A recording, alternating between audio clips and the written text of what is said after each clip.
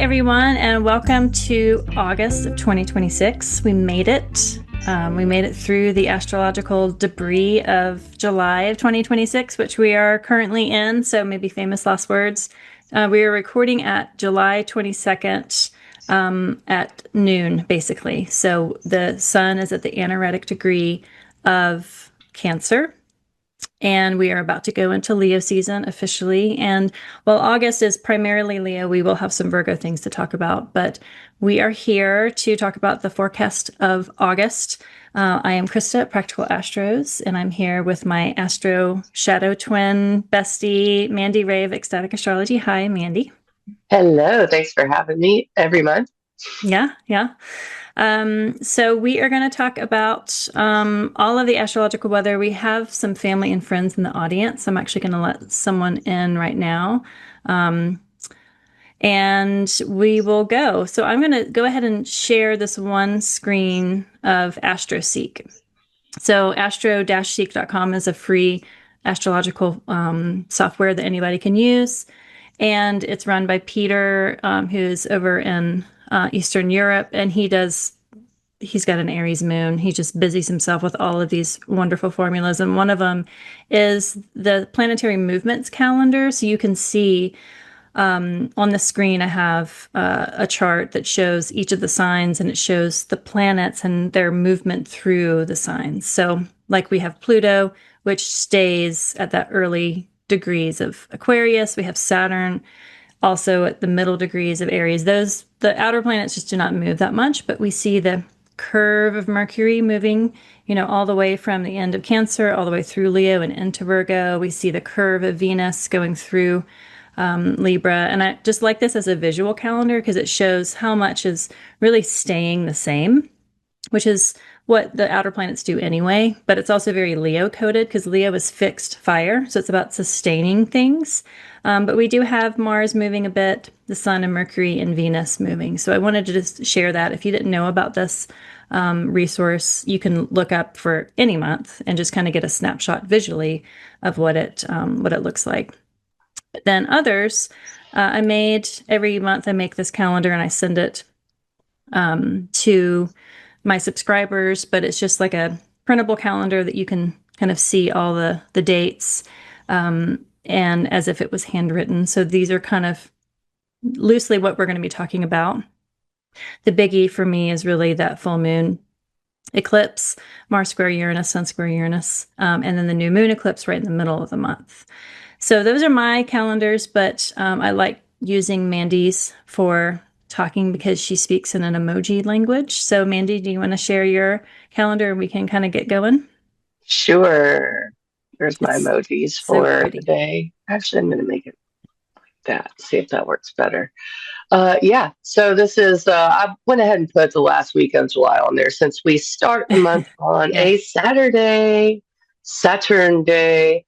And we're working up toward this. We're recording this, like Krista said, on Wednesday, July 22nd, midday. So we're still looking forward to, as we're talking, the Saturn retrograde, Sun opposite Pluto, and a full moon. So it's really funny because even though the month starts with seemingly not much going on, it's ending with a full moon. July is.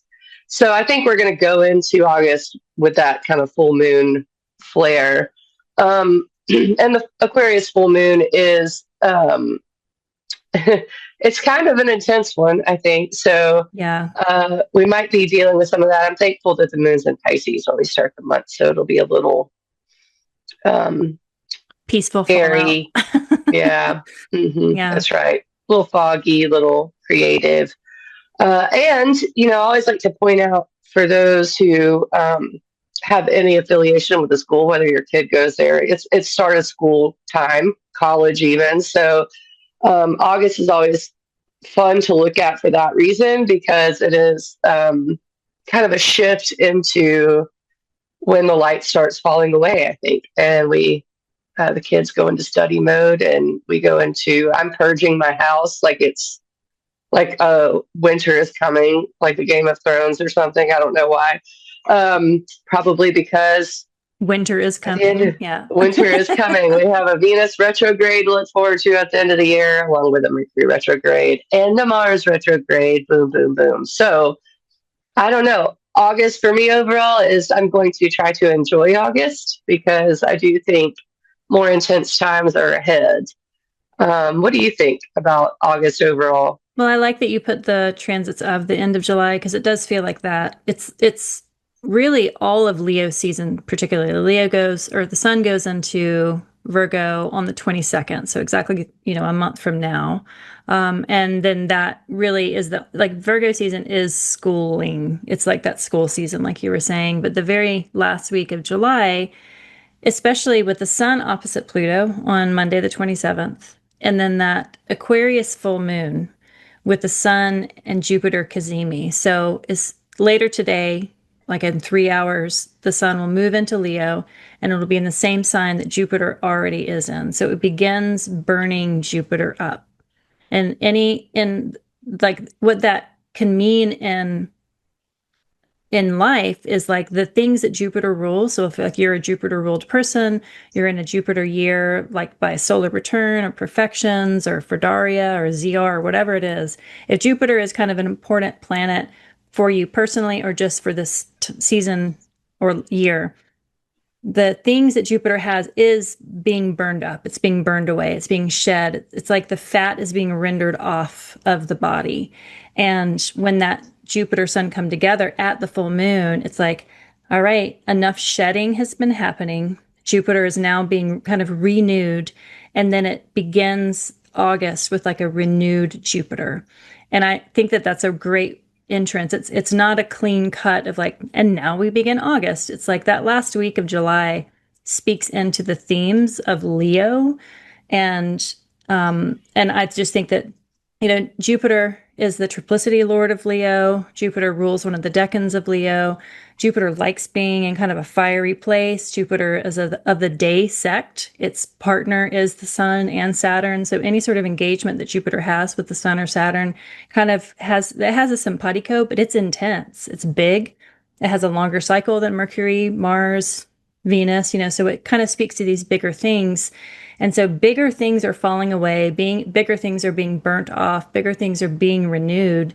And it's happening on the Aquarius full moon. So it's like the moon is reflecting all of that Leo light while Jupiter is there. So it's kind of a biggie. And I feel like it sets the tone for August.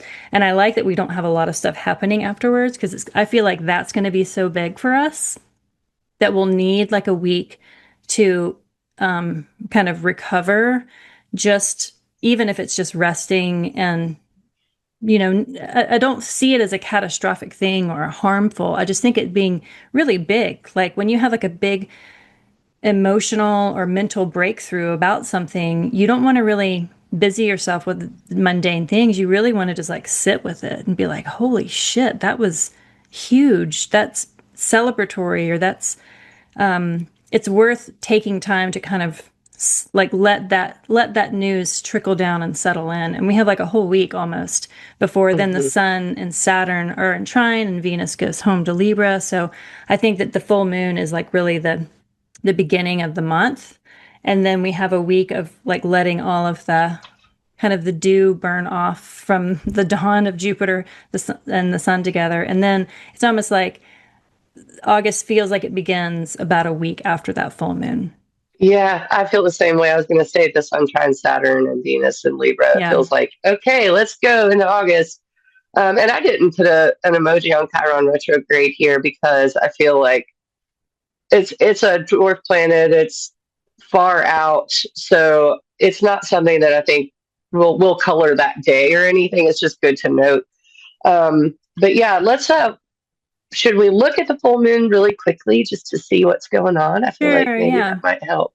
And Just to that Chiron show retrograde will be early Taurus, so it's squaring mhm, that Sun Jupiter Pluto. anyway. So I feel like That's maybe it'll true. be a part of that story, but maybe like a kind of in the background. Yeah, I totally agree. So let's go to what am I doing here? Full moon.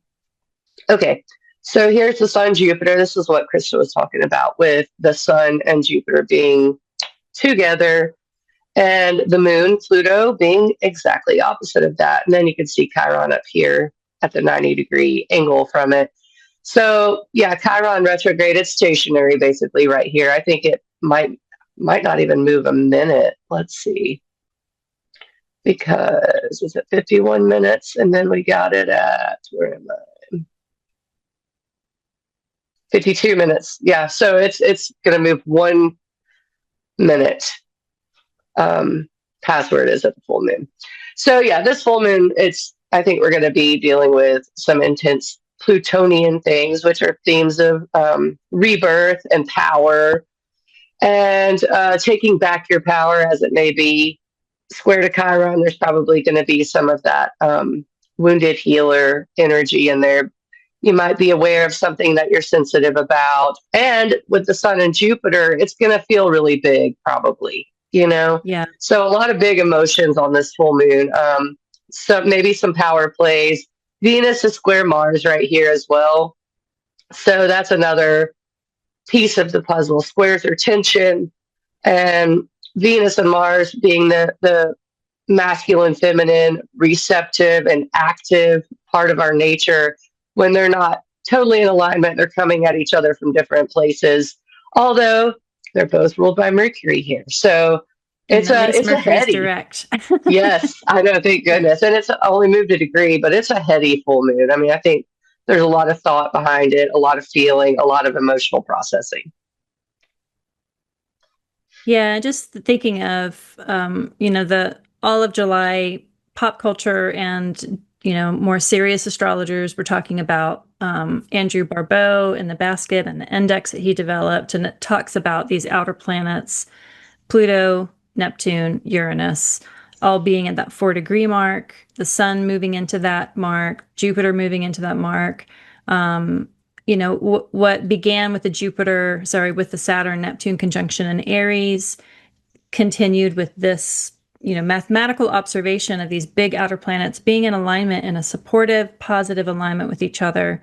And the tension, like to me, it looks like the body of like a harp, and that tension is the string, and the tension needs to be there in order for there to be a harmonious plucking of that string so that we can have the vibration of a good instrument. Like Mandi, you're a musician, having a loose string on guitar just makes clang and nobody wants to hear it, and it just sounds of like dust and ants, and it's just the worst. When you have a tight tension, you have beauty, and it's clear and it's clarity. So that tension of the sun with Jupiter opposing the moon and Pluto is being held by that frame of the outer planets. So it's like that tension is loud. And while we do have other things like, Chiron squaring it, and we have Mars, Venus squaring each other, it's like that tension is happening, but it all feels like, but it's representing that there is tension in a way that feels hopeful, of like, well, maybe this is what will get us to like make these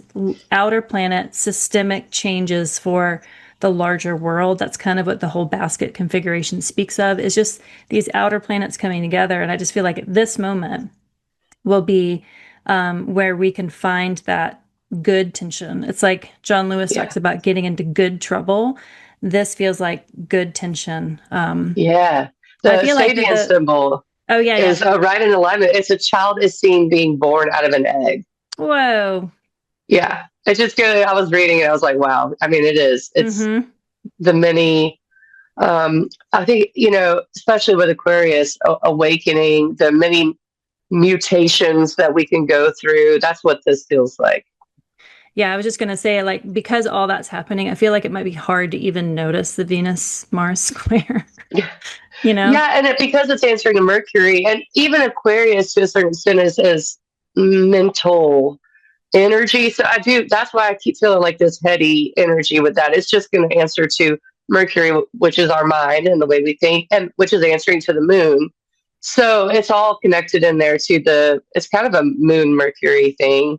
Which Mercury But squaring Saturn, it's like everybody's right. in the conversation. It's like when you have a big family meal and everybody is having conversations across the table from each other, and it builds a cacophony of like this larger family dynamic, but like the individual ones kind of thread into each other. So this is just like a loud family meal. So if Mhm. you're invited to a potluck on Tuesday night, the 28th, or Wednesday, the 29th, it may be raucous. It may be tense. Maybe from that, it's like when you have a big storm, like after the storm, it feels like, oh, I feel like we've like crossed some sort of threshold here.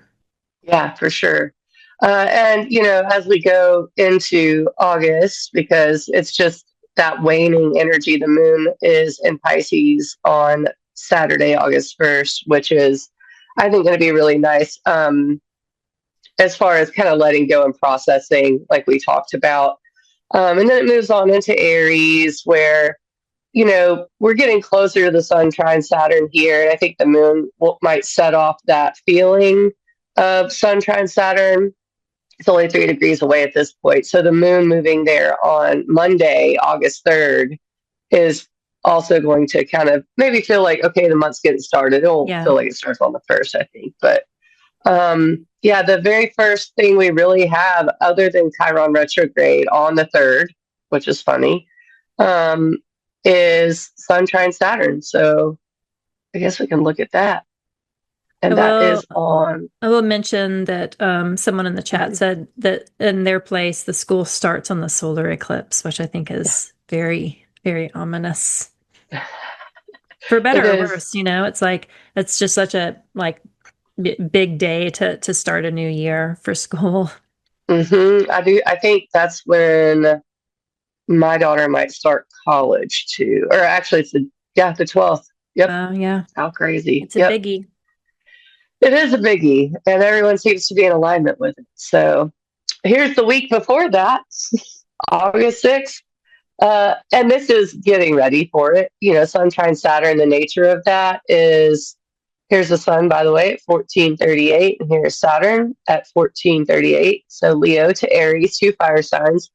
Saturn in Aries by itself has been, I've noticed just a lot more.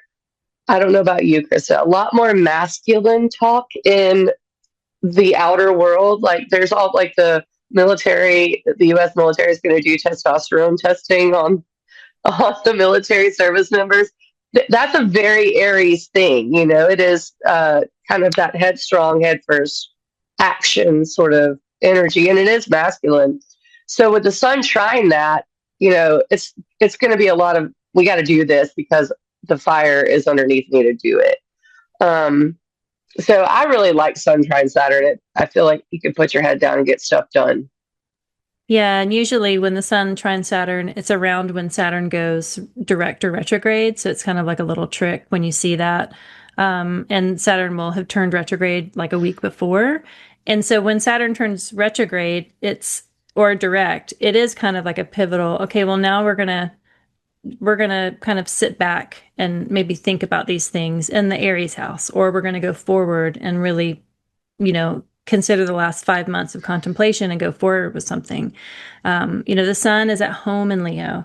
It's in that middle decan, that story of temporary success. So I feel like the sun is here to really be anchored by that Saturn to push forward and make some sort of big supportive structural change in the Leo part of your house. So like I'm Scorpio rising, Aries is my sixth house of like the grind, the day-to-day work and health, amidst other significations. The sun is in my house of visibility and career. So it's like, what can I do every single day that can really support me in how I'm seen, or support me in the type of thing that I want to lead as within my career.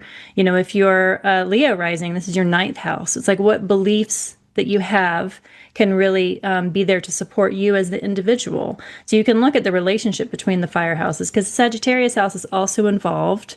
It is that other place. Mandi, you talk about like when there's not a lot of things happening in a house, that's kind of where you have the space to stretch and see how things can find form. Well, that Sagittarius is ruled by Jupiter, which is in Leo. So I feel like it's kind of bringing that in. Just looking at those two houses, especially the fire houses of Aries and Leo, you can see some good, okay, like let's just put it down on paper. How can we make this work? And especially Mm-hmm.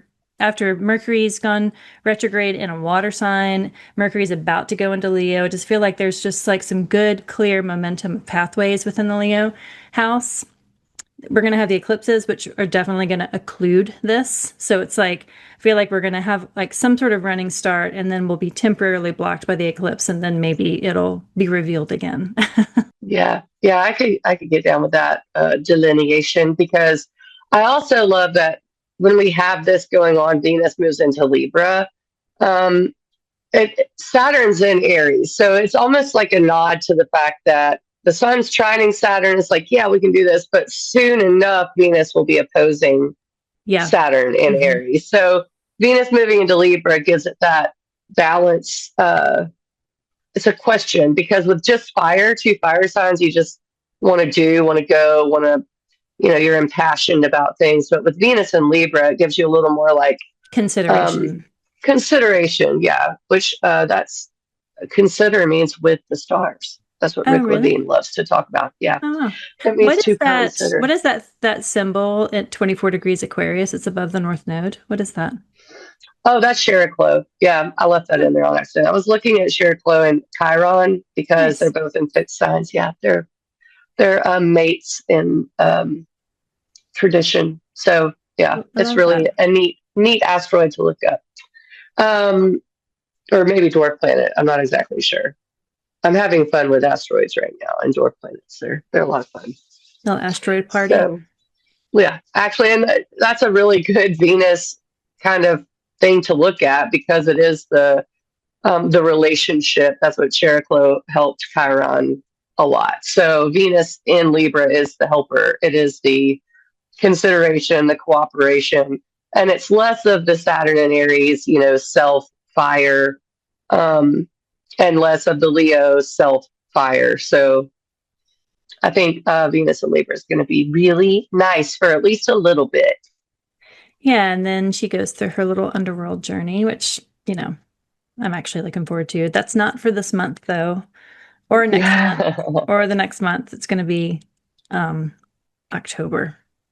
All right, so where are Yeah. we at? We're at Mercury We're going into on Leo. to the ninth. Yeah. So Mercury moves into Leo. And this is one thing I did notice about August. It feels like, well, I know Mercury is moving very fast. So Mercury's in Leo for, I mean, 2 weeks, two and a half, Yeah. maybe.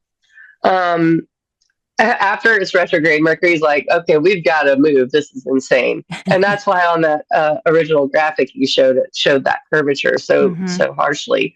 And that's also why Venus's curvature is not as harsh, is because Venus is starting to slow down. It's not totally super slow right now, but it's slowing. So Mercury moving into Leo. Oh, I wanted to say too, the same day of the Sun trine Saturn, Venus entering Libra is also Mercury leaving its shadow. So that's, Oh, and on then the the moon goes 6th? into Wow. Gemini. Wow. Mm-hmm.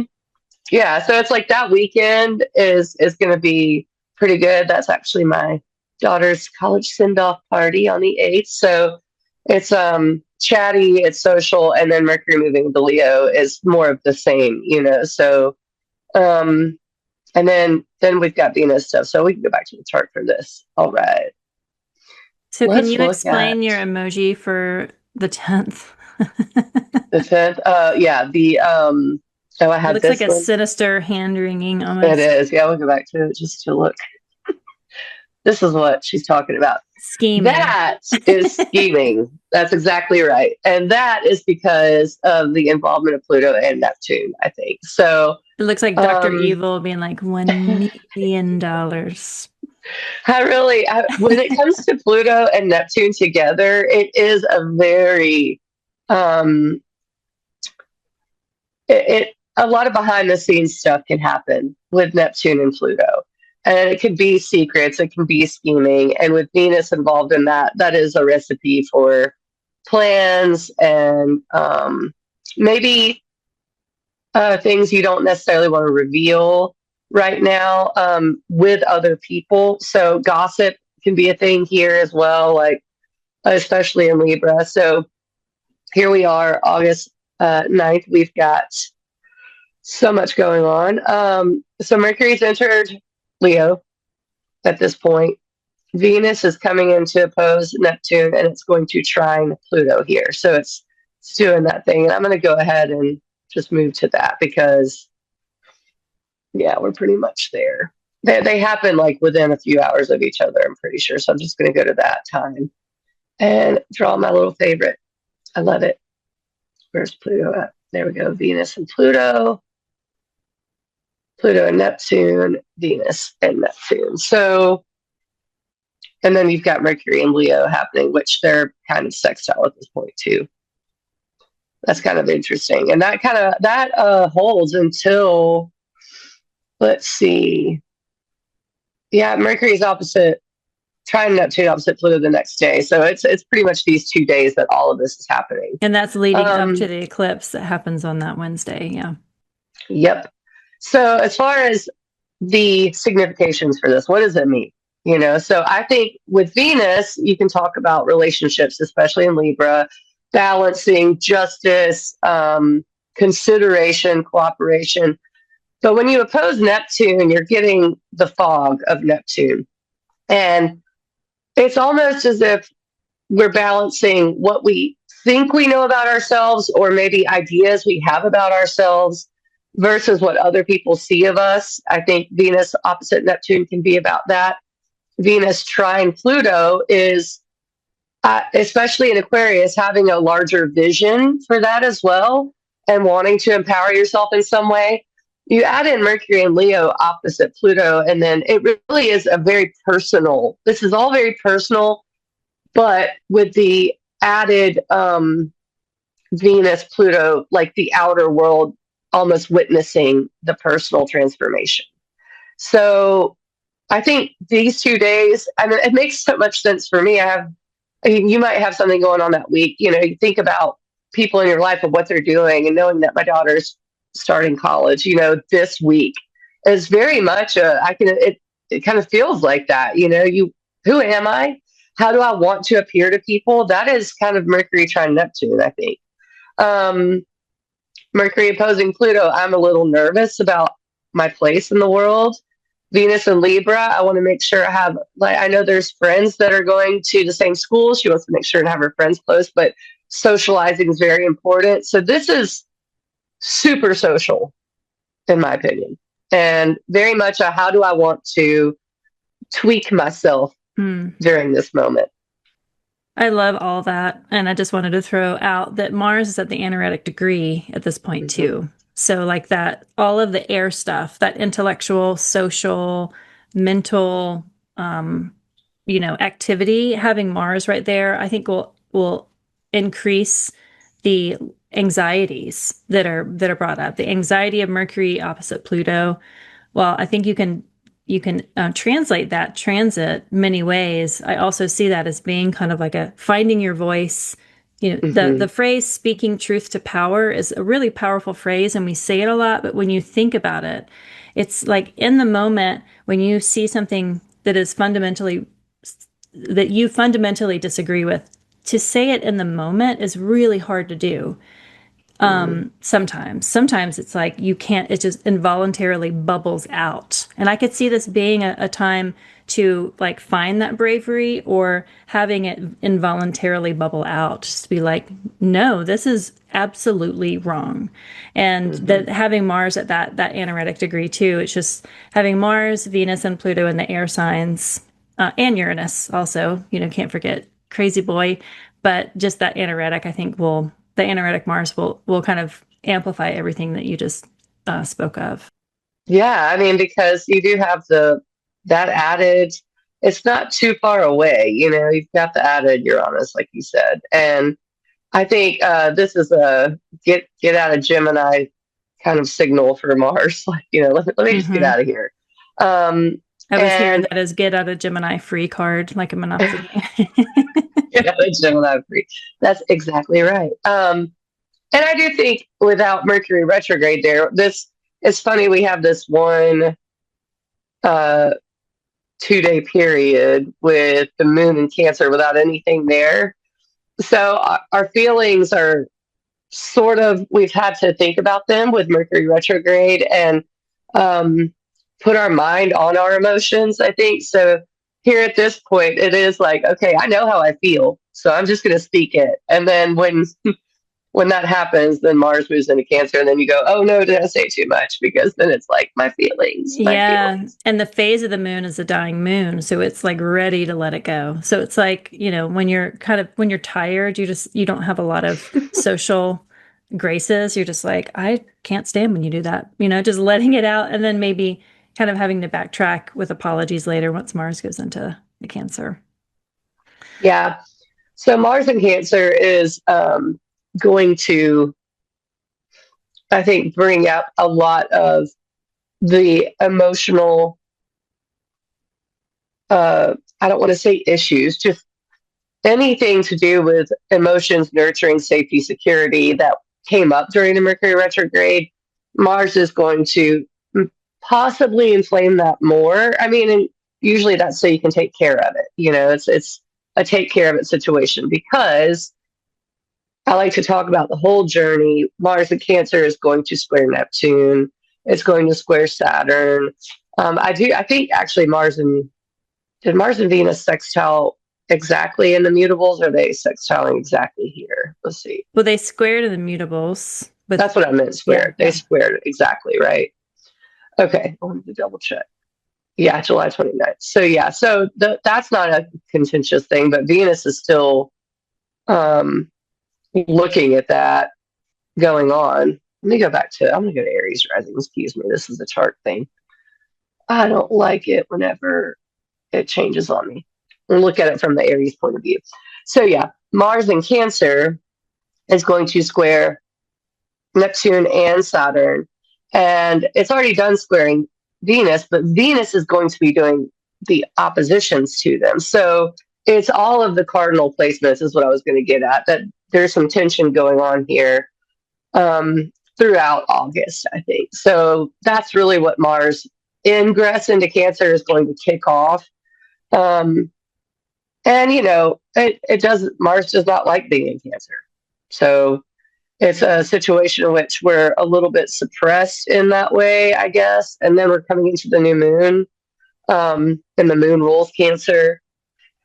And a new moon in Leo, the moon is not super comfortable there, and it's dark. So this day or two, I mean, it could be pretty emotional. I think there's going to be a lot of thoughts about how we feel about the Leo part of our chart.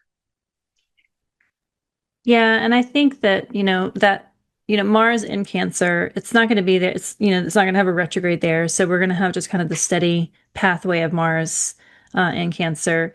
And, I see the new moon in Leo, it's a new moon, it's quiet, it's hidden, it's internal, it's underground. We can't see the moon, and we won't be able to see the moon until it becomes a little bit visible, and at that point it'll have moved into Virgo. And so I think that the emotional depth of feeling that we'll feel with that, a moon in the fire sign, it's new, it's eclipsed, and Mars being in the moon sign, I feel like this might manifest in a really internalized way. I don't see Yeah. this as being expressed wildly like we do with a full moon. I see it as being kind of a maybe a deep uncovering, because that by a whole sign, that new moon is going to be opposing Pluto, which is about like the excavation of things that have been there and have been buried. And Mars doesn't won't be able to see the Aquarius house, but that digging in, that kind of opening up a wound, I feel like it will be internalized and Mm-hmm. just felt internally, and maybe made bigger in Leo because Jupiter is there. Jupiter expands what it's near. Mercury is there. Mercury expands what it's near, but then the South Node helps decrease what's near.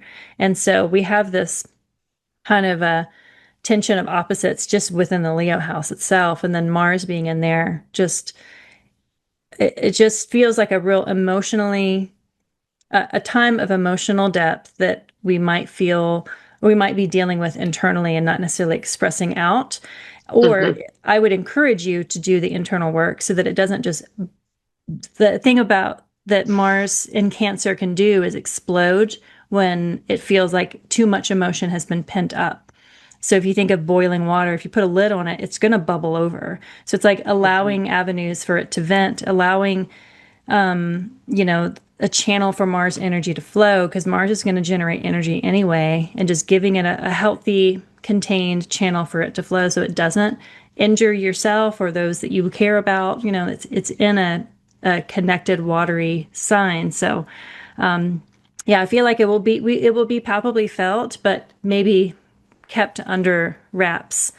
And because of that, I encourage everyone to find ways to route that work so that it can, even if it's writing or working out or, you know, some sort of creative project or clearing the weeds, you know, donating stuff out of your house, whatever it is, it's just like a have energy flow in a healthy way because it's going to boil regardless.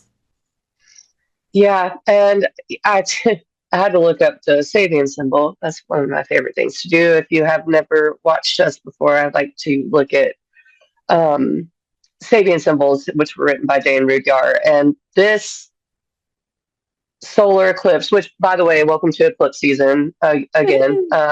I know that it, and it's a south node. The south node's in Leo, so this is the first one we're really switching. And of course, it's the Yeah. true node, the mean node. I think switches a little later, but um, I think this Sadian symbol speaks to exactly what you're saying. It's an intoxicated chickens dizzily flap their wings trying to fly. Ah, Yeah, that's kind of a funny and image. that's what it was funny because I was reading the explanation that he wrote. And it's like, you know, the way society is now, it's humans are almost undifferentiated specimens, kind of like chickens, how we factory farm them. And it's like trying to flap your wings is like trying to express an ego that can't fly, you know. And I think that is it. This is it's going to be better to internally be dizzy with that than to be dizzy to other people. You know what I mean? And trying to flap your wings so hard because you want whatever. A Leo does want attention, and I don't. People have made that into all Leos are attention seeking, but Leo They for want me acknowledgement. That's what it is. acknowledgement. Yeah. Yes, I always think of a kid who colors a coloring book page and they want to show you not because of their ego, not because they want attention. They want you to acknowledge their creativity. And so that feeling, I could imagine that being a big feeling for people. And creativity happens in every sector of our lives. So don't get locked into, you know, thinking this is about creativity art wise. This is, you know, how you are a creative human. And, you know, Leo season with Jupiter there, we are going to expand that part of ourselves somehow.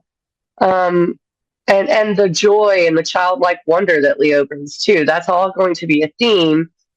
And we're just now beginning to deal with it. Jupiter's still in the first decan of Leo. So it is all sort of new in that way, new for the first time in 12 years. And the South Node is there. That's the important part. The solar eclipse is with the South Node. The South Node carries a lot of baggage, a lot of people say past life karma. It's the tail of the dragon. I have found that sometimes it reawakens things in me that I've forgotten. Um, or that you know I've let go of through the whole nodal cycle. So the last time we had an eclipse here would have been around 2017. We had the Great American Eclipse that was North Node. So the North Node is where we're headed. It's kind of the future. It's what we're going to be focusing on. And that's in Aquarius right now, but it was in Leo in 2017. So now we're revisiting that. And, you know, it's funny, I launched my practice in 2017, my astrology practice. Um, and, you know, along the way, there's bumps and there's, you know, things that reroute you and reconnecting with how that felt and the creativity of that is something I'm like trying to direct myself towards with the South Node in Leo. And to not get caught up in the old patterns of the way I was doing it. That's the important part. And that's the dizzy chicken part, I think, is how do I do this? How do I revisit this thing that was so creatively drew me to it without getting trapped in old patterns. And that's this eclipse is really the beginning of that kind of cycle that what's really an issue with the South Node, isn't Yeah. it? Yeah, but a lot of people talk about the South Node as and the way people talk about it, it to me it signals like what your concepts of time are. If you talk about the South Node as something as like this is your past life or your regressive self or things you should leave, and you should go towards the North Node, which is like your next life, your new life, like to go towards that. To me, it infers that you think time is linear, that progress only begins if you go from one direction and away from where you came. And the nodes are the pathway of the moon, which is a full pathway. It goes around. So everything comes back around. And if you think of time as being circular and that cycles continue, another definition of revolution is to return back to. And so looking at the South Node as maybe being, we call it the South Node, and the delineations of it being decrease are based on from our perspective where the moon is going compared to the sun. It's like it's astronomical. And yet, and then all the myths, the Vedic, the Greek, they talk about the descending body of the dragon, things being a drain, things falling away, things decreasing, and we do see that. And that is part of a journey. That is part of the pathway. Like you're saying, you're cleaning out your house, like you filling your house with more and more things as you live your life and have a hunger for more and more, like we do. If you never got rid of things, then you would have a hoarder house. Like that's not necessarily subjectively good to always go towards the North Node of consumption and seeking new things. Part of it, that pathway balance, is the releasing and letting go. I find a lot of familiarity in the South Node. I find that you can one of the astrologers in our community, Britton LaRue, has this theory of the medicine of the turkey vulture and how the turkey vulture will eat the carcasses of other animals. And she kind of turns it into what is like your own carcass? What dead parts of yourself can you use as fuel for flight? And not evading or escaping or running away from the person that you once were, but how can you use that as the compost, that really good, rich nutrients of your old selves that you like enjoy devouring so that you can take part of that with you. It means that you're not going to repeat the cycle of the kind of person or the choices you made or even the places that you lived or the theories you had, but you're going to incorporate that as you let it go. So it has this, you're not just forgetting it. And I think that's what people, when I hear a lot of people talk about the South Node, is like, oh, you definitely want to make sure you run away from it. It's kind of like, well, that's a part of me. And that's been coming up for me. I have the South Node in Aquarius, and I come from a fundamental Christian home. And for so long, I have just like escaped that because it's not what I believe, but that's what formed me. And I had a lot of shame in being kind of like a Christian kid because it was kind of embarrassing, right? But now I look back and I think, well, there's so much beauty in the teachings of what I was taught that I can strip away all of the unnecessary dogma and still come to some really beautiful truth that is universal. And I don't have to run away from it. I can devour the parts that do not serve and transmute that into what serves me now. And that's how I look at the South and the North Node, as being two parts on a pathway that I'm going to be walking my whole life. And it's not that I have to only run towards the North and run away from the South. It's recognizing that both energies are in correspondence with each other. And they can be experienced in different ways, but still be a part of that larger journey. And so I think we're going to see that when the nodes switch to Aquarius Leo, they're going to move out of Virgo Pisces. But that was my very long-winded Taurus Mercury way of saying like don't run from the South Node. It is not like it's not a baddie, even though so Yeah. much of the myths talk about the eclipses being the nodes, like being kind of malefic in nature. I don't necessarily experience them or have seen it in my client work as being like these Yeah. horrible instances. Yeah, I agree. It's more like clean up around it. It's like sweep under the rug, and maybe try not to stir up too much dust, but you're not taking the rug out. You're just sweeping under it. So it's very much a I like to think if it holds so if it holds mistakes, maybe you make mistakes at the South Node. It also holds your talents. You can't find your talents without making mistakes. So it's so much more than just run away from it. I agree, and I think that that's what this solar eclipse is. I like it. I do think it's going to be one in which we should try to direct the expression of it, perhaps. But yeah, I think it's going to be good.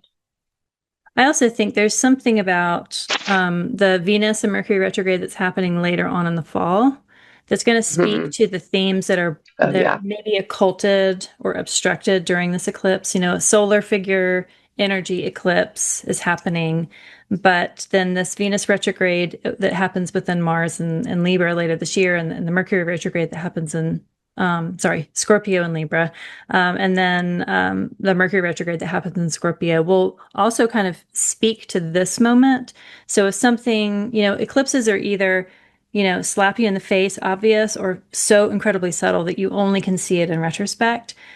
If you see how you're like, well, like nothing really major happened. How do I know that something is happening? An instance that I a year ago, I worked for a recording studio, and something happened on this one lunation, but I didn't find out that it had happened until a month later, right? That affected my position at the recording studio, and so that happened, but it took 30 plus days for me to discover. That's kind of an eclipse can happen that you Hmm. have no idea about until much later, and I think that the much later will be that time period between October 3rd and November 13th, those 6 weeks where Venus is retrograde longer. But if the August 12th date comes and goes and you're like, well, what was that all about? Wait until October and be like, well, all these other pieces were coming into play for me to understand it in the fall. So that's like the tricky thing with astrology is sometimes things happen, but we don't find out about it immediately. And because of the news culture that we all participate in, we're expecting to find video footage and witness testimonials of this, like three different versions of like perspectives of the scene. Like we're expecting to get the immediate information, and that's not how astrology works. We don't always have all the information exactly when we want it. So it requires reflection and Hmm. patience. And especially with an eclipse, like literally sight is obstructed. So we're not going to necessarily know in the immediacy. And just to mark it down and be able to look at it upon reflection, because they are seismic changing of the pathways. This is the first time we've had this in Leo, with the South Node there in a very long time. So Hmm. things are changing whether we realize it in the moment or not. Yeah, I agree. And I think too, what's the other part of this that I was almost missing is that Mercury is sextile Uranus and Venus, right? I mean, like a few hours within this. Let me just go ahead and get the time. It's sextile Uranus first at 3:47 p.m. So the moon's only moved a degree, and then it sextiles Venus the next day at 11:22 a.m. So that those 2 day periods, the moon has just moved into Virgo. Um, the Having Mercury sextile Uranus first is, and what does Venus trine Uranus? August 11th. Okay, This is what we got astrologers Venus. do all the time. Like, when is this going to happen? When this? When Yeah, is this? yeah. So like, did I put that on my calendar because I can't remember if I did Venus trine Uranus? I don't have that on my calendar. Surprise. Surprise! I mean, that's exactly what Uranus is, and I'm glad that I've thought about this because the way Uranus and Mercury and Venus are working together during this new moon. When you were saying change, and this is what that is. Uranus is unexpected events. It can be freedom, revolution. There's Uranus is just breaking the mold. That's what Uranus does. It's uniqueness. It's thinking outside the box. It's sometimes things you didn't expect. So Venus is, especially in Libra, it's the way we relate to others and value others as well. Venus is value. So there could be something there with regards to other people, something social, something monetary, even. Um, and then with Mercury in the mix, it's our thoughts have to change, and we're supported in that. These are all supportive aspects. So sextile is opportunity. That's what the word I use for a sextile. Um, and a trine is just free flowing conversation. So you've got so much going on in all of these areas other than just the Leo. And there's a lot in Leo, so it's like every part of our lives. I mean, there's really something everywhere except for Virgo, Pisces, Sag right now. Well, we need a break. The mutables need a break. Okay. So I'm kind of glad about that. And I'm glad it's Uranus in the mutable sign right now. That's great. So yeah, I mean, the cardinal and fixed fire, cardinal water, everything. Can you look and Mutable see? So air. when were Mercury and Uranus together? Mm-hmm. The I the can. Leo in the crowd says, "Is this why I feel crazy?"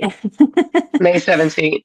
Yeah. Okay, so May 17th, Mercury and Uranus were together. And so this is the first like real aspect that Mercury has had with Uranus, which is ruling Uranus because Uranus is in Gemini, since that conjunction. So if there's like I think that Mercury sextile Uranus is going to be like a real like breath of fresh air because Mercury's been retrograde and Mm-hmm. water unclear of that I feel like this is where Uranus can shine because Mm-hmm. Mercury in Leo is like so funny and like expressive and warm and inviting and enthusiastic.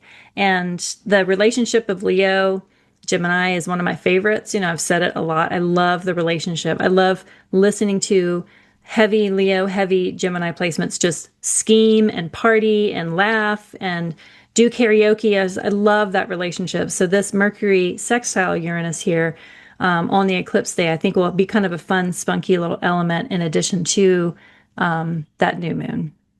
Yeah. And the addition of Venus with the sextile and the trine to Uranus is just, it's icing on the cake. It feels, that part feels fun.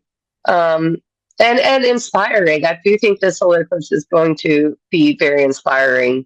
And that's why I keep getting that creativity. I mean, I know that's a term we all use for Leo no matter what, is creativity and fun. But this in particular with Jupiter there, Mercury there, there is a new creative spark. And it might be reawakening something that you have forgotten about. But with Mercury, Uranus, and Venus in the mix, it's supported, so like express it however you can in a way that you can process it quietly, maybe. I don't know if it's going to be quiet I though don't think it'll with be quiet. Mercury sextile Uranus. I don't think it will be. Uh, Yeah, the whole just "is this maybe why be I feel aware of what you say. crazy?" Yeah, "is this why I feel crazy?" is kind of the phrase for it.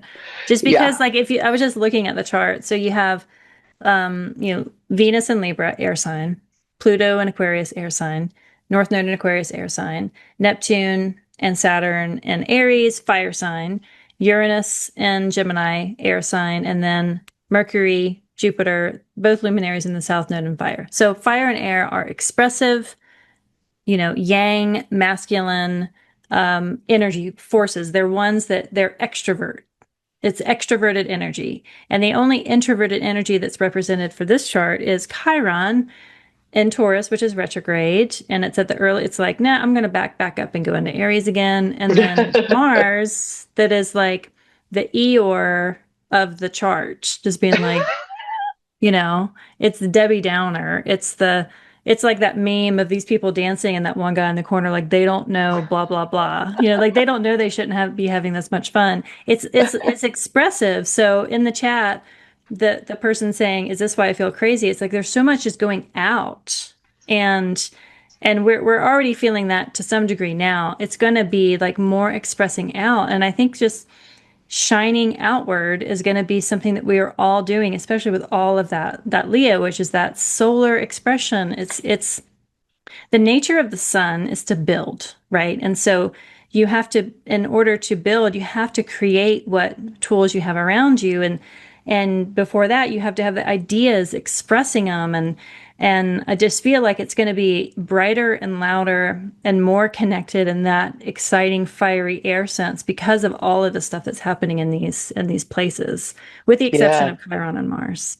Yeah. Well, I just want to go back to the calendar so we can see why I chose these emojis then, because it's bubble gum. It's I mean, even after the eclipse, it is, I mean, the magician, Mercury conjunct Jupiter, so it's fun. It's expressive. I do like it.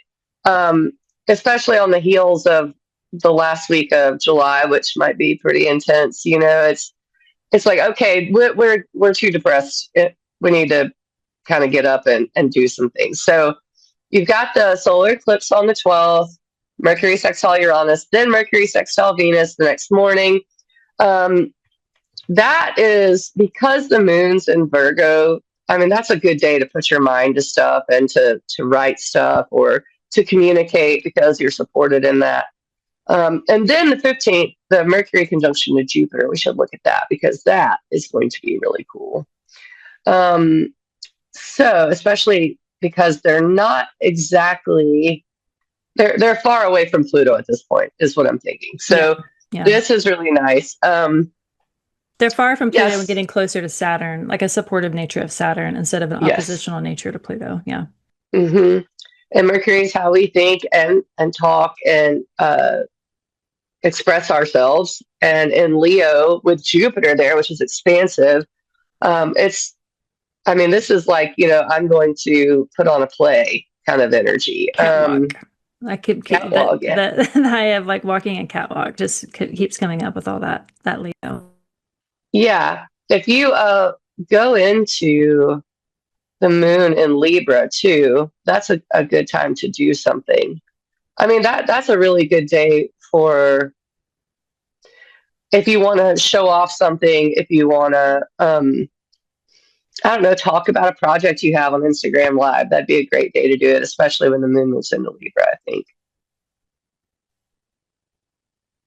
Just looking at where the moon goes. See when is Yeah, the because moon the moon heading? will be opposite Neptune. I think of Neptune for like the filters through which we see things.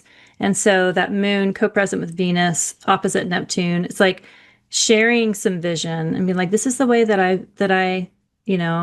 I describe colors with certain flavors, or like I see numbers as certain genders. It's like the way that you view things, that maybe just sharing that out, and expressing it. And even if it's just like going and doing stand up or doing an Instagram live, or yeah, going to a public park and just painting or drawing. It's just doing something gentle, Venusian, but expressing your vision because of that. Jupiter and Mercury sextiling Venus and the moon, opposing Neptune. It feels like a good day for an art walk, catwalk of some Yeah, sort. I agree completely. The next thing we have on the calendar is, I guess I'd like to go back to it. Why not? As Mars square Neptune, Mercury trine Saturn, and Venus sextile Jupiter, With a with the Scorpio moon in moon. Scorpio. I know. Let's go look at the 17th. Okay. So, what was it? I've already forgotten. There's some Mars square Neptune. Okay. That one, I'm glad you just talked about Neptune, the filter with which we see things through.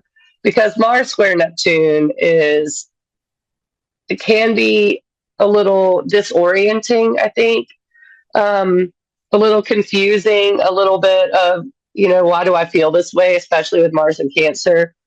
Mars in Cancer exacerbates all of those. It boils the emotions, basically.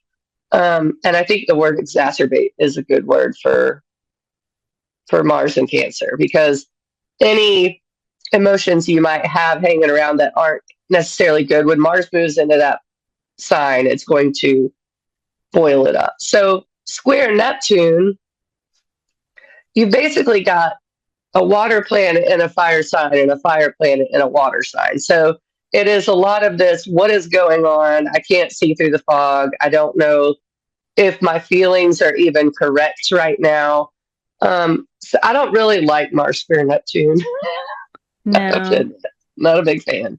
And that's a Monday too. So I always find I'm sleepier. I'm not even kidding. When Mars is square Neptune, it's hard for me to wake up, and I'm like, um, dreams could be pretty crazy around that too. So that's overnight, and that's why I look at it happening around near 5 a.m. Central. It's like, make sure you set a few alarms that day, I think, is Oh, probably yeah. the best piece of Hmm. advice with that. But then you've got Mercury trine Saturn and Venus sextile Jupiter. So it does improve. The day does improve. Yeah, if this is Uh, the beginning of a school week, mhm, August 17th is a Monday morning. It's like maybe just really hard to get the kids up. mhm. Really struggling to get out the door, completely forgetting something very essential. Just having kind of like that case of the Mondays in the classic sense, with that Mars square Neptune. I think you're right. It does get better. I like the Jupiter Venus Yeah. sextile here. I think that's really really lovely. And this is the first aspect they've had since being conjoined in Cancer, which we followed their whole synodic cycle with each other last year. So this is kind of the first time that they're seeing each other in this sense with Jupiter and Leo. Yeah. And Mercury trine Saturn, it's very much, oh, I might have forgotten my notebook, but I'm already in third period and everything's fine. So, that's kind of how the Yeah. day progresses. Or I made a new friend because I had to borrow something, and I wouldn't have made that friend if I hadn't had that forgetful moment earlier in the day. Yeah. So mark down Monday the 17th as extra alarms, and make a list for what you need. Extra alarms and extra pencils. There you go. All right. So then it's very much a kind of quiet week, especially with Moon in Scorpio. That tends to be quieter, I think, when the Moon's in Scorpio. Hmm. But then it moves into Sagittarius, and we've got the Venus opposition to Saturn. So, it kind of starts with a wah, it's okay. And then it kind of ends with a wah, because Venus opposite Saturn can um, make obstacles known.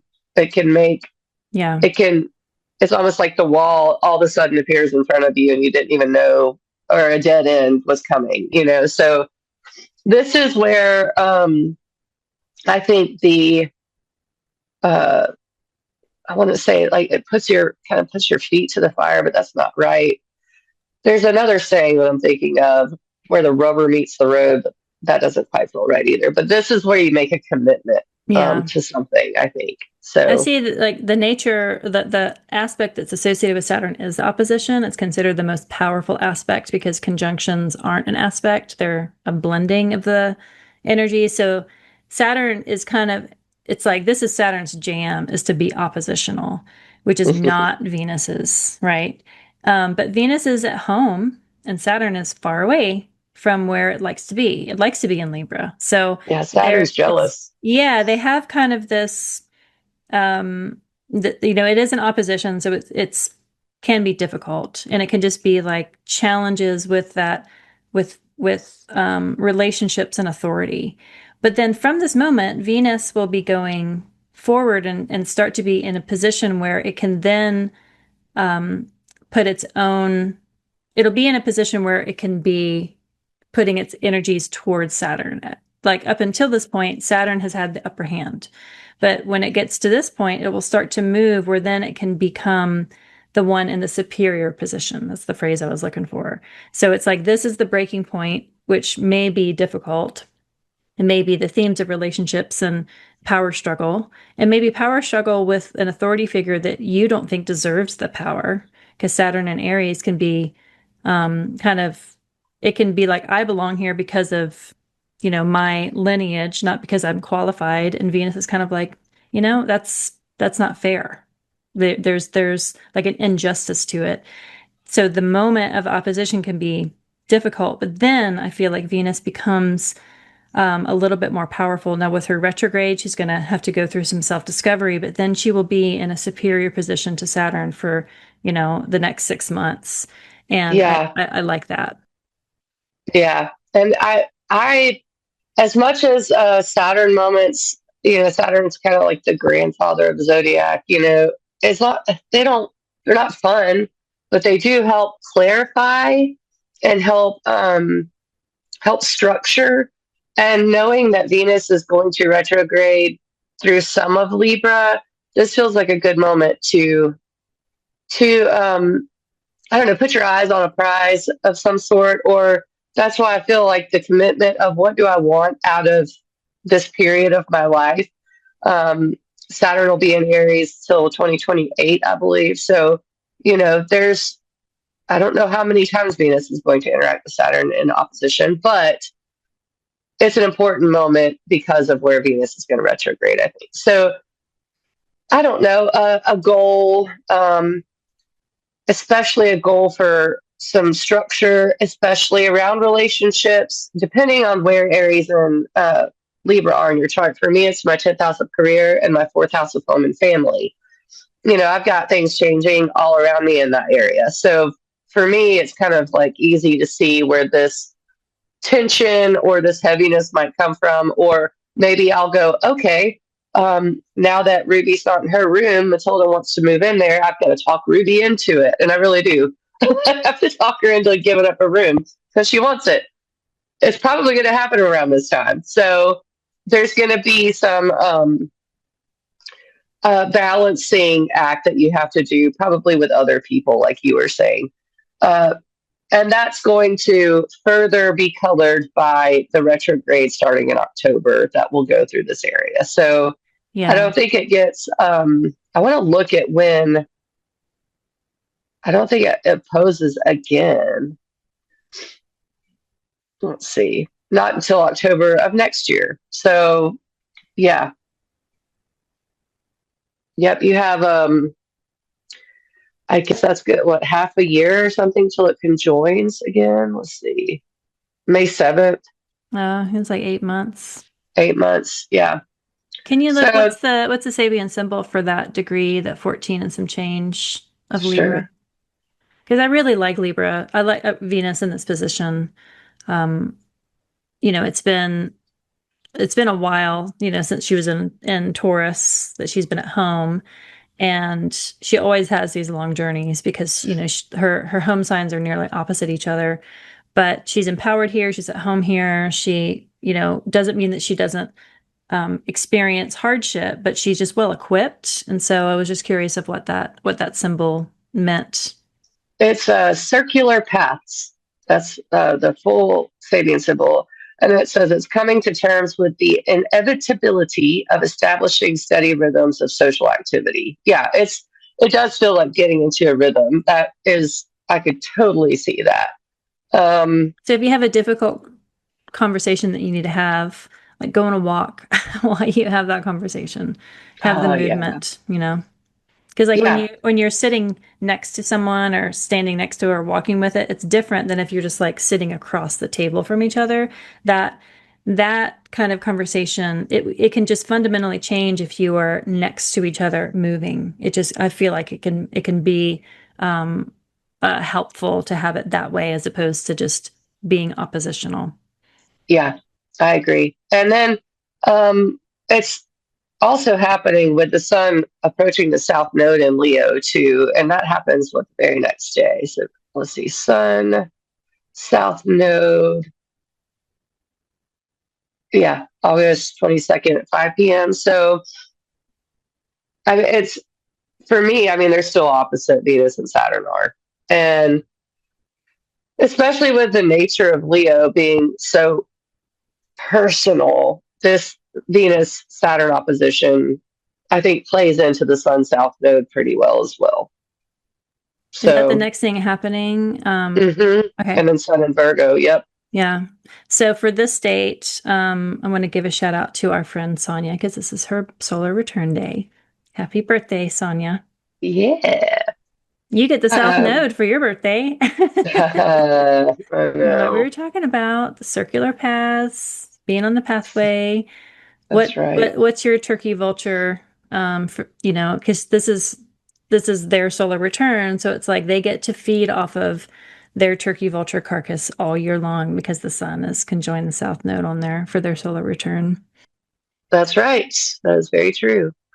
Um, and then it moves right into Virgo with the moon at in Capricorn. I like that. So and this is brief. The Sun South node is brief. It's I mean, lasts what, an hour at the most, the exact conjunction. I guess the whole day will be 29 degrees. So yeah, it's more of what we talked about at the solar eclipse date. I think it's just more emphasis on that. And happy solar return to you guys. I think that it's a Saturday and this is the weekend before my kids start school, so I can just see this as like making sure we got everything, getting all like going maybe clothes shopping or getting some supplies or, having a conversation about when the phone gets turned off and how late they can stay up and, what are you going to actually eat for lunch? Just like having like just like um, that sort of a day. I'd like the moon going into Virgo with a trine to the moon in Capricorn. I think that's helpful. Yeah, so it's officially Virgo season on the 22nd. So happy birthday, Virgos. And the moon in Capricorn is really nice. It's just a trine Chiron too. This is a good Saturday, I think. And then the very next thing that we have going on is going to be the 25th. It's Mercury. So Mercury does the same thing. They're so close together because it's all building up to, and we can look at these together. And Mercury, Jupiter so, trine Saturn. Did you show that one? oh, where is that? Oh, The that's on the 20. 31st. Oh, the 31st. Okay. Yeah. Yeah, I know I had to split the day because Oh, right, right. it's the extra stuff. It's ridiculous. I don't like a calendar like this. I like for it to It's your start. Virgo placements talking. Yes, I cannot take that. And it's going to get worse when the sun moves into Virgo. Um, but yeah, so the sun hits the south node and moves into Virgo. And then Mercury does the same thing on the 25th, Tuesday. And then it moves into Virgo because they're so close together. They'll actually conjoin on the 27th. And then we'll have to end the month these things. So we'll go ahead and look at Mercury. And that's Um, wild because we had Jupiter with the sun during the full moon at the end of July, and then Mercury with the sun during the full moon in August. mhm. Yeah, it's going to be really neat. So let's look at Mercury at zero Virgo. How about that? That is August 25th. And you can see how close the sun and Mercury are together. Mercury is at home in Virgo. I love Virgo season. I love, it's not quite fall, but it always feels like the beginning of fall to me. Just, Hmm. I think that it's Virgo even is those colors for me. It's oranges and browns and it's earth, it's the soil. And my favorite thing about this time period in Alabama is you can really tell when cool weather is about to start, when the sun is losing its light because the goldenrod blooms. And Oh, yeah. so, yeah, it's a very, very like goldenrod kind of feeling whenever Mercury and the sun are both in Virgo. It's wonderful. So, really excited about Mercury and Virgo this season. And then they conjoin in what we call a cazimi. It means in the heart of the sun. This is Krista's favorite transits. Um, it's at 4 degrees of Virgo, Mercury and the Sun together. This is, I love this. I'm just looking at where the moon is in Aquarius. The moon will be opposite. I wonder if it's within 17 minutes. Well, that won't be exactly 17 minutes away, but I wish they had it where I could do that. Oh, Yeah, right. it's Yeah. still Kazemi when the moon opposes or is opposite. Let's see, 37 to 47. We're about there. That's pretty cool. Moon in Pisces with a Cazimi and Virgo right opposite. I'm very excited about that. So this is a good day to, man, get your hands in the dirt. It's a good day to do something with your hands. Um, it's a good day to purge. What do you think about Mercury, Sun, Virgo? Well, I mean, with the moon being full, like I imagine it just being the moon and Jupiter's place, and it's sextile Chiron, like it's like having there's some sort of like real juiciness to that. Yeah. And then there's like the astringency that illuminative astringency of the Mercury Cazimi. Mercury is at home and exalted here. And so it's like this balance of just like it just looks like a really good day. It looks big. It looks like going to like a really posh coffee shop and just like having a really delicious, like decadent drink, but then also having rapid fire thoughts of all the things that will help you on your pathway in your Virgo house, and just having the mental clarity combined with the physical luxuriousness of a Pisces full moon. So I love both combinations of it being kind of this watery, decadent, aesthetically beautiful, and then intellectually crisp, clear fall color, sort of like maybe we get like a cold snap on that Thursday and it's just a relief where we're like, let's Mhm. go get some hot chai now. It's August. Why are we drinking hot chai? I love how odd this feels, but just having the mental excitement and clarity of the Cazimi, especially a Mercury Virgo Cazimi, and then the juiciness of a Pisces moon. Yeah, I I really agree. love And it. that's it still. So within, I don't know, like from the moon's ingress, this is like around 4 p.m. Central US time, so 5 p.m. Eastern US time. Um, Actually, 4 Eastern, you get the Pisces moon opposite the Cazimi. And then at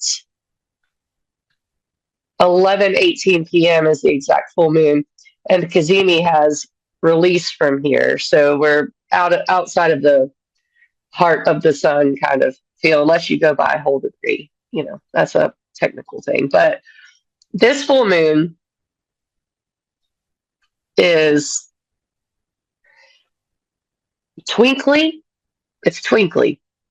It's got the square to Uranus, which that doesn't. I mean, I would expect some kind of, oh, I didn't surprise. Like what is this?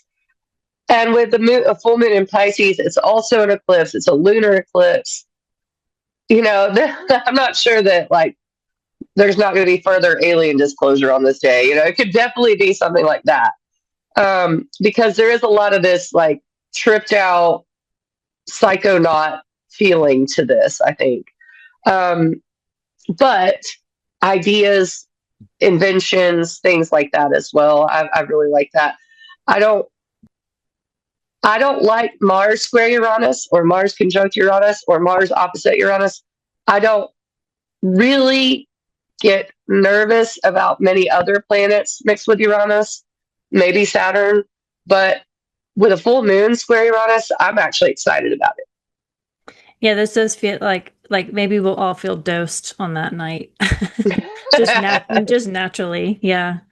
Yeah. Like the way like just looking at it and the way you're describing it, it's like, just like where I live, like driving up onto the parkway and just like watching the fireflies and watching the moonrise and just like having like a real beautiful outdoor experience. It's just lovely and surprising and out of the ordinary for a Thursday evening, afternoon. Yeah. But combined, that Mercury Cazimi is no joke. Like it's to me is like a real beautiful lightning flash, and connected to Uranus too, makes me wonder if like insights through meditation or moving meditation or some sort of conversation between the Gemini Virgo house, topics for you, like have some sort of thing be like exposed, revealed, exciting, new, Hmm. revolutionary, inspiring, all of that kind of coming to because of that. And then, that lovely Pisces moon just softening it and bringing it all back home in an earthly way. Yeah, the Sabian symbol for the Pisces moon is a church bazaar, and it is the value of giving a spiritual or transcendent sanction to even the most commonplace interchanges between social interaction or individual minds. Love It's it. finding the magic in the most mundane experiences, I feel like. It speaks to that very heavily. And because it's, a North Node lunar eclipse, that's another reason. It's just like, kind of like, yeah, this one's going to be okay, I think. And obviously, awareness is always a good thing to have with Uranus, but It will make itself known even if you forget to be aware of it. yeah, that's true. That's true. The last thing we have is, sorry for the way the days look here, but it's Monday, Jupiter trine Saturn, a very Monday thing to happen, if I do say so myself. All right, let's get to it. Trine Saturn, August 31st, 5:17 p.m. This is wonderful. I like it. Yeah. This is supportive. This is get it done. This is what are you working for? What makes you happy? Why are you alive? Kind of a thing. Then go do it. That's I what it like feels moon like. opposite Venus there too. Ah, yes. Yeah, that's going to be great. Great end to the month. And yeah, I mean, also the into eclipse, the current eclipse season. I mean, never really ends, but we're done with eclipses. And I don't think the August eclipses are, I think there's some of the easier ones in the series. Mm. Yeah, just looking at, so it looks like the Sun and Venus will be in contra Antisha relationships, so Mm, they'll have like opposite shadows, which is like a secret opposition. So there's a little tension between the Sun and Venus, while Venus is opposite the Moon. So Venus is kind of engaging with our lights, with the eyes of astrology, with the Sun and the Moon. After she had like opposed Neptune earlier in the month, there's something there that's kind of undercurrent. But I think functionally, we'll see that Jupiter Saturn trine as that flow of conversation. It may be kind of in behind the scenes because can we look at the Venus retrograde just to get the degrees? yes, So we she's at can. 2306 now, but when she retrogrades on October 3rd in Scorpio, she'll be at 8 8 degrees. and then And then back direct. to 2251. So she'll be in shadow right there. Yeah. Wow. So let's go back to And she that. opposes Neptune at 4. So the opposition to Neptune won't be a part of that story, but that she'll be in that those kind of the precursor or the prequel of the story. She'll be involved here while Jupiter trines Saturn. So there's something there. I would agree with you. And Mars is square Saturn effectively this day. It'll actually square the next day, I believe, September 1st. What a way to start that month. I know, Those man. malefics fallen It's squaring overnight, together. so you may be feeling that August 31st. Yikes. Because I was thinking when you said it's a part of the Venus prequel, because it is where it's shadow degree, or inside of it, rather. I was thinking, well, the moon at that moment, at the Jupiter Saturn, the day before, I'll just go the day before. The moon was in Aries, right? At that opposition, which speaks to Mars. So the moon and Mars are in mutual destruction. Is that what you say? Mutual deception, Yeah. mutual reception. Um, and I just that the Aries Cancer story is interesting to me with that going on. So let me go back and look at this really quick. So it turns retrograde at 8 with the moon in Cancer. Hmm. Yeah. And direct at 22. With the moon in Capricorn. Yeah. And Saturn at 8. It's all like, I don't know. My brain is connecting the Cancer placements here because I guess when you have cardinal stuff going on, you're going to have the other two Yeah. cardinal signs affected. So, yeah, where's Mars going to be? Mars is going to have Mars made and it to Jupiter Leo. and the South Oh, Node will all be God. together. That's right. It's the day before my birthday. Oh, my God. Oh, y'all pray for me. Y'all pray. Pray. Lord. Yeah, I mean, honestly, having the South Node with a malefic usually kind of drains away a lot of the malefic nature of the South Node of the malefic. But then Jupiter's there too, so it's kind of like Jupiter gets caught up in that kind of extraction, that bleaching out of Jupiter thing. So it's like Yeah, a mixed bag.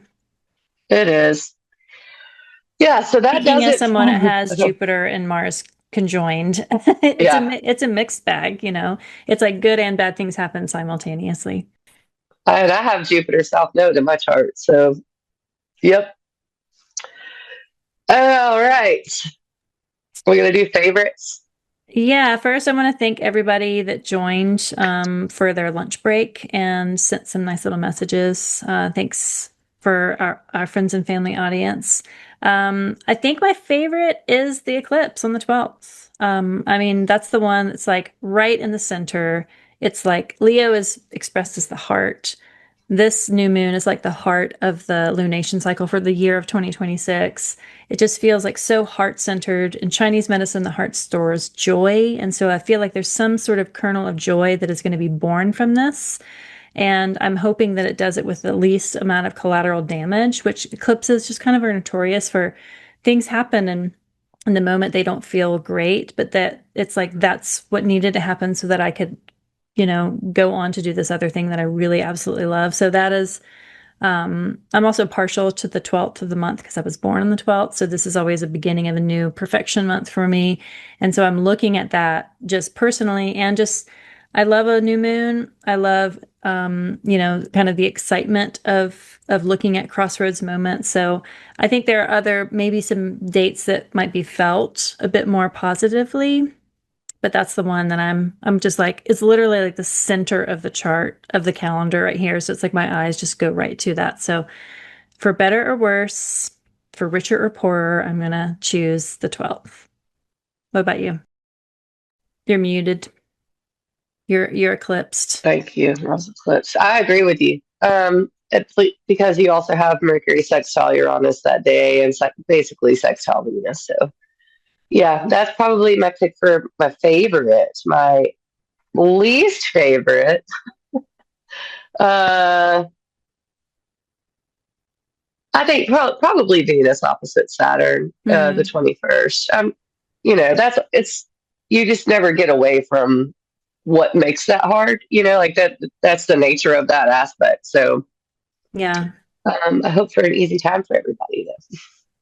Yeah, I'm not I don't really like Mars square Neptune.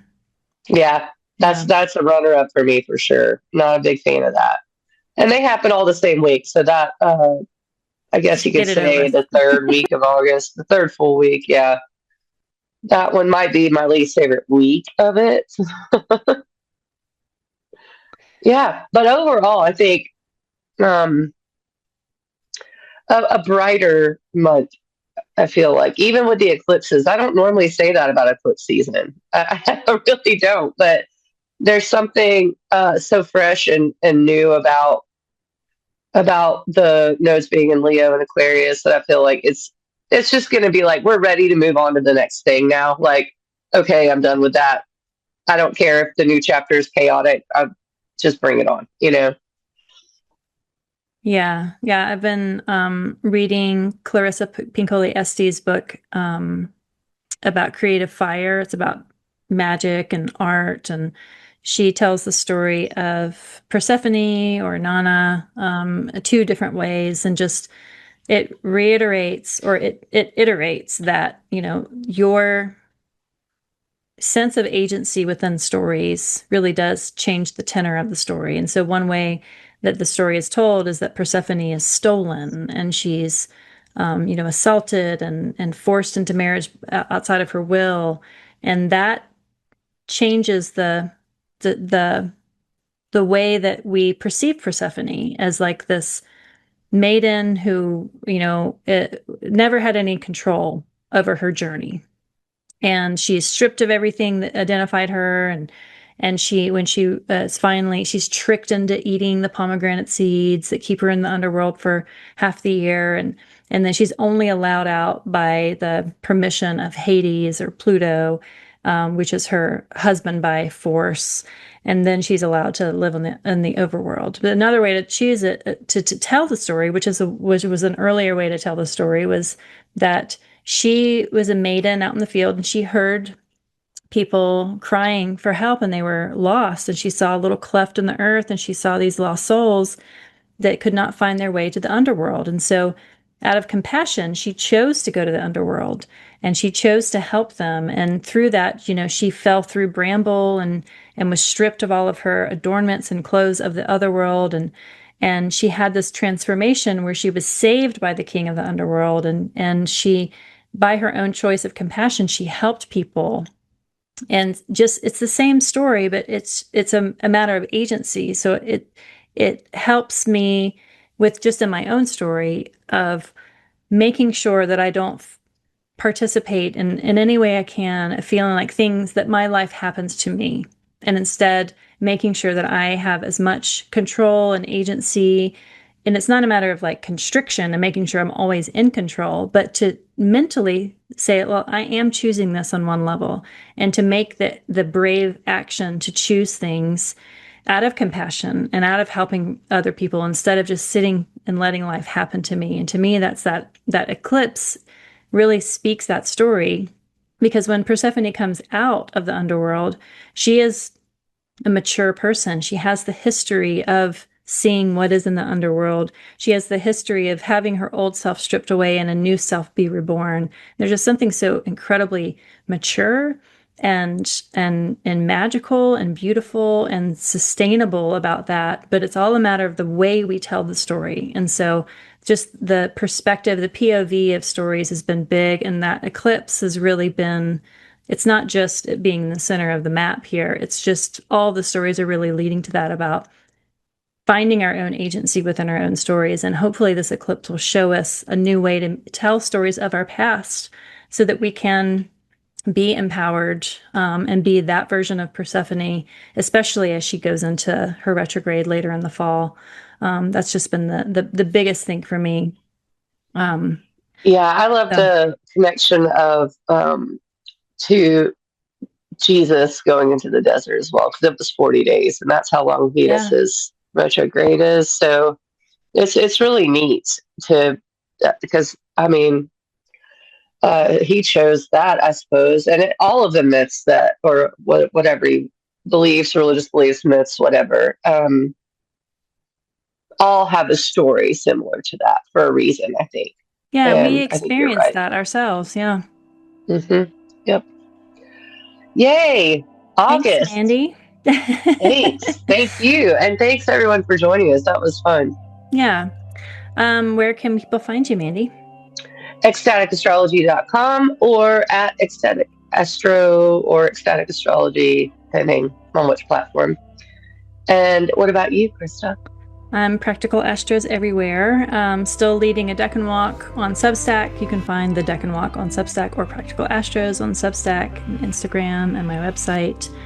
Both Mandy and I are going to be at UAC, the United Astrologers Conference, up in Chicago in September, but I guess we'll record after we get back. But I'm looking forward to that. And yeah, I guess we'll sign off here. Thanks, everybody. Yeah, thanks.